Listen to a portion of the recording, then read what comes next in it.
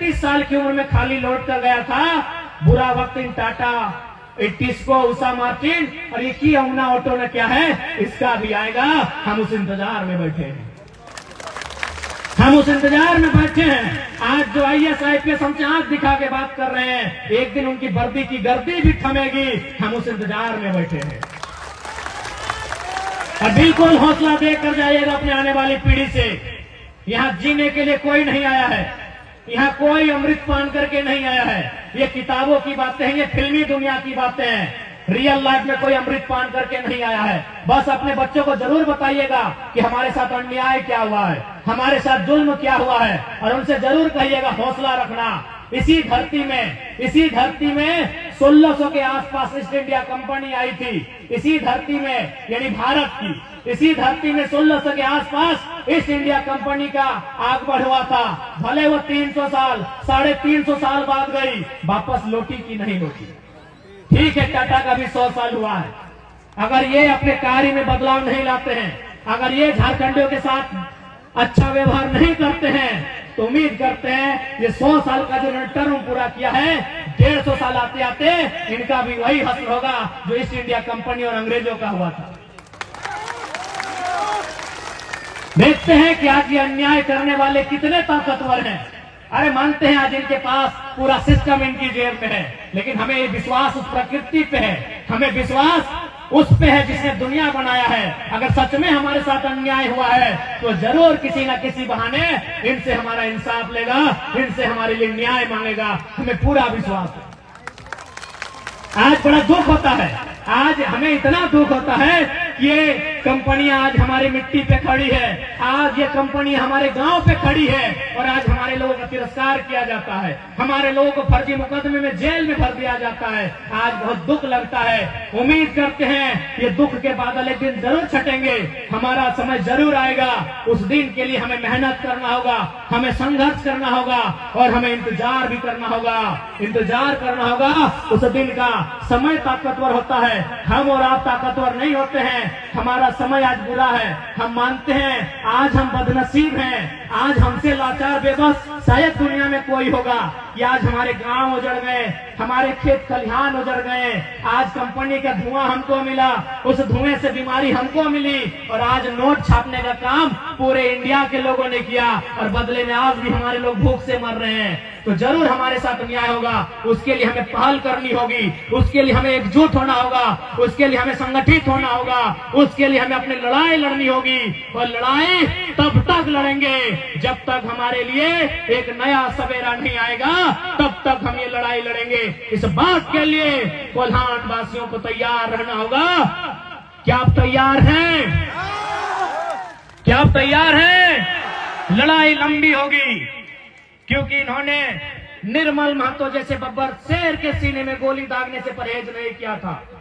निर्मल महतो यानी झारखंड का सबसे बड़ा लीडर, उस समय का बड़ा लीडर, यानी सबसे बड़ी पार्टी उस समय की झारखंड मुक्ति मोर्चा, आज भी सबसे बड़ी पार्टी झारखंड मुक्ति मोर्चा झारखंड की। और उस पार्टी का सेंट्रल प्रेसिडेंट, उस पार्टी का केंद्रीय अध्यक्ष कौन? निर्मल महतो। उस शख्स को मारने में इन्होंने देर नहीं किया। तो हमारी और आपकी भी साथ क्या है? इसलिए लंबी लड़ाई है, ये संघर्ष लंबा है। आज हमें एकजुटता का परिचय देना होगा, आज हमें मजबूती के साथ लड़ना होगा। और यकीन मानिए, अगर आज हम लड़ेंगे ना, तो कम से कम आने वाली पीढ़ी के पास कुछ तो बचेगा। आज अगर हम नहीं लड़े तो आज जिस प्रकार इन्होंने हमारे घरों को घेर लिया है, जैसे इनके बाप का है,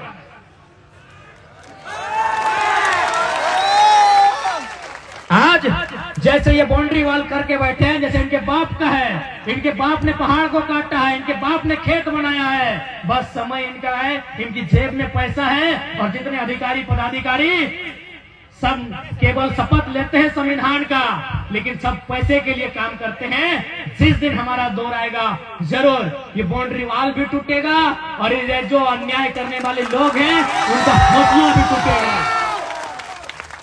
उनका हौसला भी टूटेगा। इसलिए आज हमें हिम्मत नहीं हारनी है।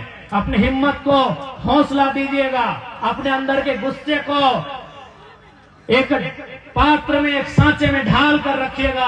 हमें आशा है हम जरूर ये पीढ़ी, आज की 21वीं सदी के झारखंड के युवा झारखंड के लिए एक नया सवेरा लेकर आएंगे, हमें पूरा आशा है। और आप सभी से कहना चाहेंगे साथ ही साथ कि हमारी लड़ाई आंदोलन के माध्यम से भी होगी और हमारी एक लड़ाई सदन में जाने के लिए भी होगी।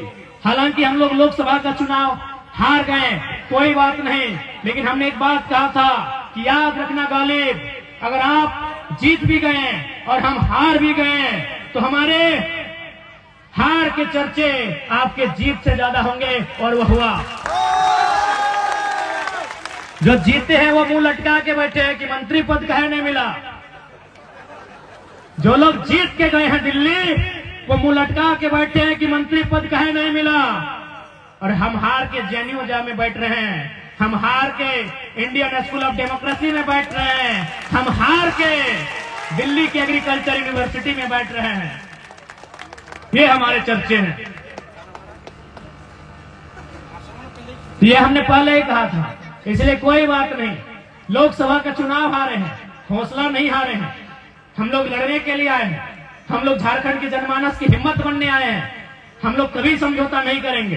अगर समझौता करना रहता तो आज आपके विद्युत दादा के साथ साथ और जुबा मांझी दीदी के साथ साथ हम भी संसद भवन में शपथ ले रहे होते, लेकिन शर्त क्या होता कि उनकी दलाली करनी होती। ले रहते आपके विषय में बात हो रही थी तो उन्होंने कहा कि नहीं मंत्री जी से एक बार मिलिए।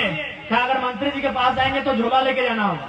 अब पता नहीं झोला में वो क्या लेके जाते हैं, चावल लेके जाते हैं, सब्जी लेके जाते हैं, कोयला लेके जाते हैं। लेकिन वो अधिकारियों ने कहा कि अगर मंत्री जी से जाना होगा समस्या के बारे में मिलने के लिए तो मंत्री जी मिलेंगे बाद में, पहले झोला देना होगा। पता नहीं झोले में क्या होता है।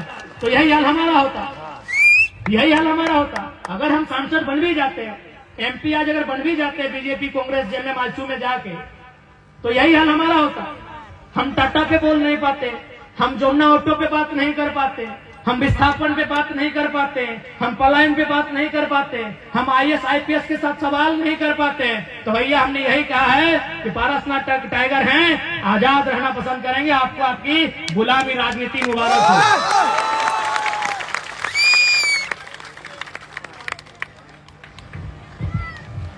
इसलिए आप